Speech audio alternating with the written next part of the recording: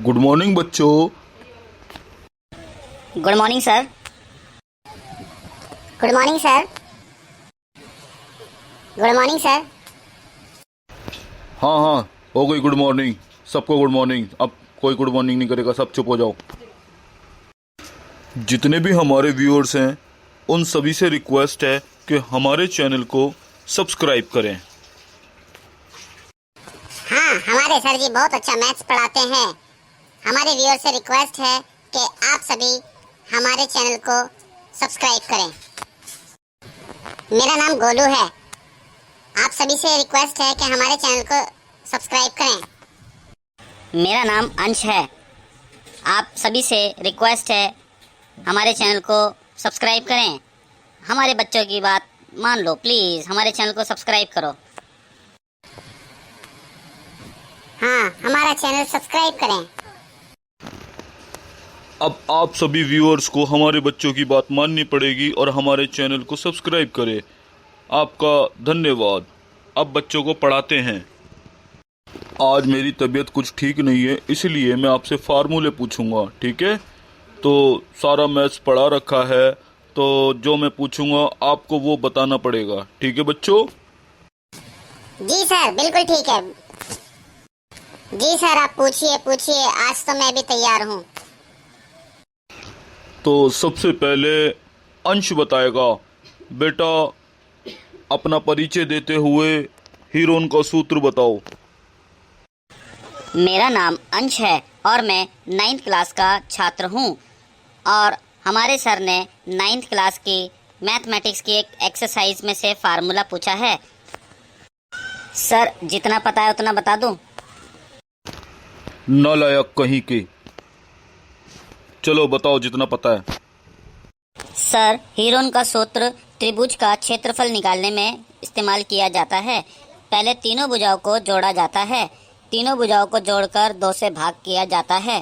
फिर उसके बाद एक फार्मूला रूट में S bracket -a, s -b, s -c इस प्रकार प्राप्त संख्याओं के गुणनखंड करके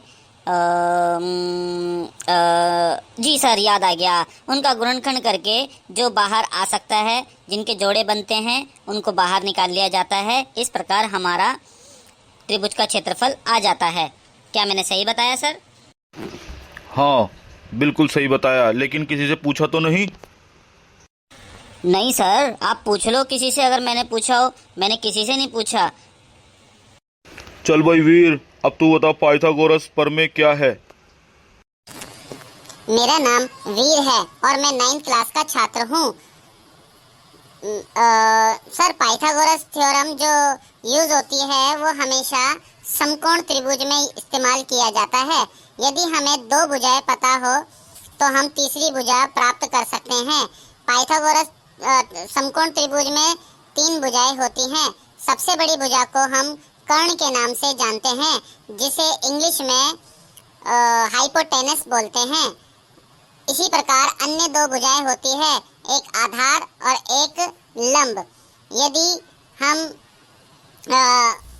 कर्ण की घात 2 बराबर आधार की घात 2 जमा लंब की घात 2, इस प्रकार से हम कोई सी भी भुजा जो नहीं दी हो ज्ञात की जा सकती है। सर, क्या मैंने सही बताया? शाबाश बेटा, आपने बिल्कुल सही बताया। गोलू बेटा, अब आप बताओ a + b का होल स्क्वायर क्या होता है? सर, इतना आसान सवाल पूछा है आपने, ये तो मैं वैसे ही बता दूंगा।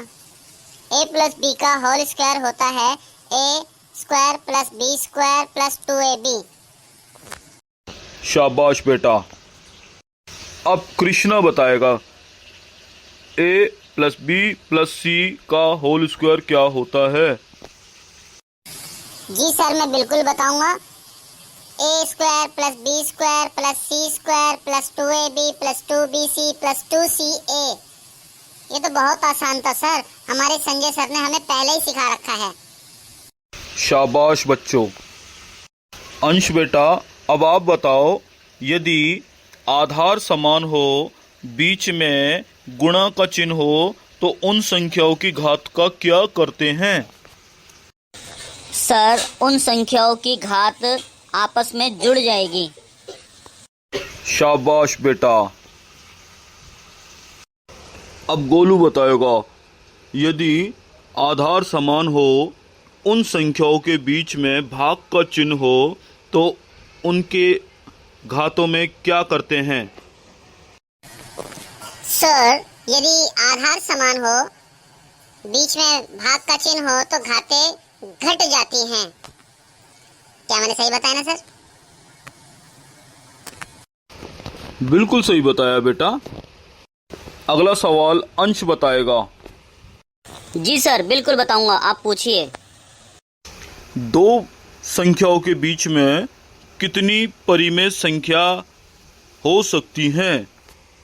थोड़ा सोच समझ करके बताना। सर, ये तो बहुत आसान है। दो परिमेय संख्याओं के बीच में सैकड़ों करोड़ों संख्याएं हो सकती हैं। शाबाश, लेकिन ये सैकड़ों करोड़ों क्या होती है? एक बोला करो, बहुत सारी संख्या होती है। बताया था ना? जी सर, मैं भूल गया था। अंश बेटा, अब ये बताओ, तुम इतनी छुट्टी क्यों करते हो? सर, मेरी तबीयत खराब रहती है, मेरे सर में दर्द रहता है, मेरे बुखार रहता है, इसलिए मैं कम आ पाता हूँ। तबीयत खराब नहीं रहती, तबीयत तुमने खराब कर रखी है। जैसे जैसे आजकल दशहरा पास आ रहा है, तुम्हें एक भूत सवार हुआ है। रावण बनाओ बस, धूप में खेलो, अननेसेसरी इधर उधर घूमते रहो, तो तबीयत खराब नहीं होगी। तुम अपनी तबीयत के साथ साथ अपने माँ बाप की भी परेशानी बढ़ाते हो।